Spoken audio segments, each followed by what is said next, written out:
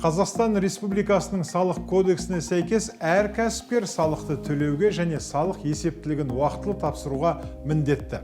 Бүгінгі сабақта біз айыппұл төлемеу үшін салықты қалай дұрыс есептеу керектігін және есептілікті қалай тапсыру керектігін қарастырамыз.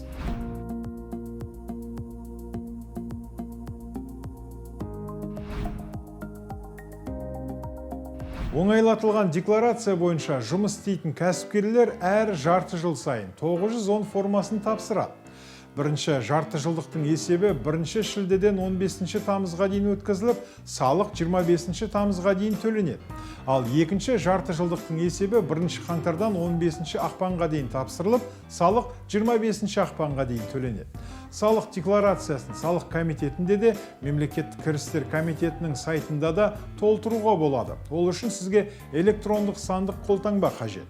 Ыңғайлы болу үшін бұлай ойлап көрейік. Мәселен, кәсіпкер жарты жыл ішінде қомақты сома 1 миллион теңге табыс табады. Әлеуметтік аударымдарды дұрыс есептеу үшін жарты жылдық барлық соманы 6-ға бөлмей, айлар бойынша кірістер өрісіне нақты түсімді енгізу қажет. Нақты түсім дегеніміз бұл сіздің шотыңызға қаржы түскен күн емес, сіз жазып берген шот фактуралар.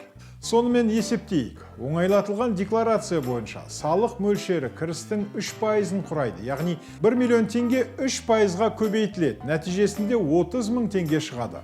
Осы 30 мың теңгенің 15 мыңы жеке табыс салығы болады. Ал 15 мың теңгесі әлеуметтік салық.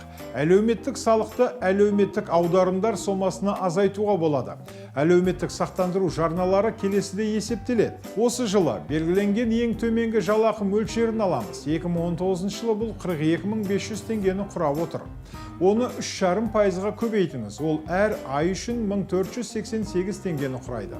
6 айдың ішінде әлеуметтік аударымдар 8928 теңге болмақ. Әр қарай біз әлеуметтік салықтың мөлшерін қарастырамыз.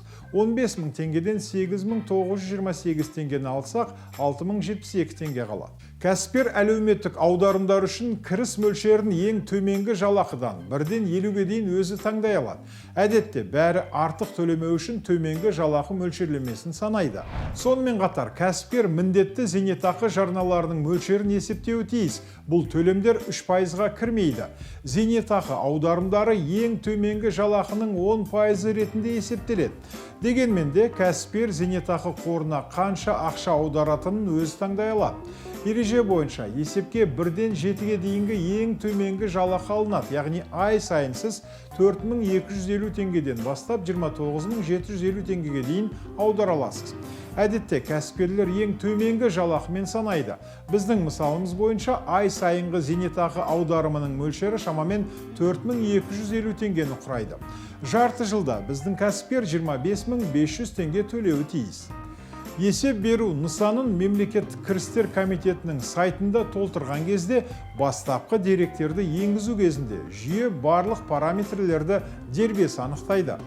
Егер сізге бір нәрсе түзету керек болса, мысалы, жеке кәсіпкер жалғыз жұмыс істемейді, онда қызметкерлердің жалақысы туралы ақпаратты толтыру үшін қызметкерлердің орташа саны бағанында қызметкерлер туралы мәліметтерді енгізу түймесін басыңыз. Сонымен, жарты жылдық жұмысыңыз үшін 1 миллион теңге табыс тапқан болсаңыз, мемлекетке қанша төлейтініңізді есептейді.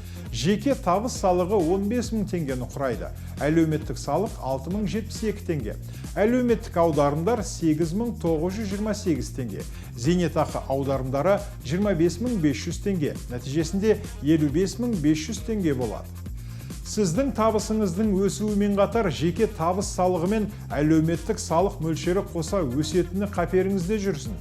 Әлеуметтік аударымдар мен зейнетақы қорына аударылатын жарналар бекітілген, өйткені ең төменгі жалақыдан есептеледі.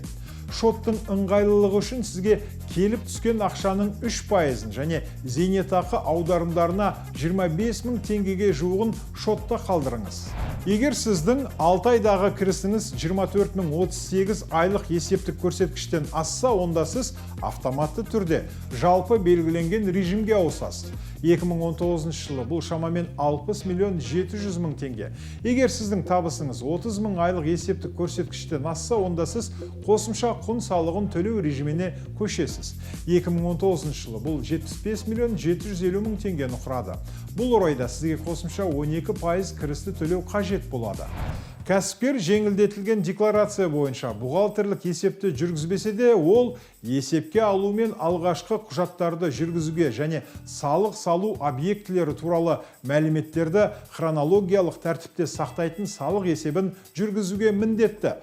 Ол үшін сіз бухгалтер немесе aman.kz, mybook.kz немесе moyuchet.kz сияқты электрондық қызметтерді пайдалана аласыз. Ең бастысы, айыппұлдар мен сот қудалауына жол бермеу үшін салықтарды төлеп, есептерді уақытында тапсырып отырыңыз. Задолженность по налогам мы можем посмотреть в кабинете налогоплательщика. Там предоставляется информация, можно заказать акт сверки, и там по каждому налогу выходит задолженность, если таковая имеется. Задолженность грозит тем, что могут арестовать расчетные счета, как ТО, так и ИП. Если есть неоплаченная задолженность по налогам, начисляется пени, а оплатить их можно через любое отделение банка. Енді сіз патентпен жұмыс жасайтын болсаңыз, салық есептілігін тапсыруды қарастырайық. Кәсіпкер нөмірі 911 формасын толтыру керек. Патентті есептеу үшін шығыс деректердің екі түрін енгізіңіз. Бұл патенттің қолданылу мерзімі мен кіріс мөлшері. Әрі қарай жүйе өздігінен есептейді.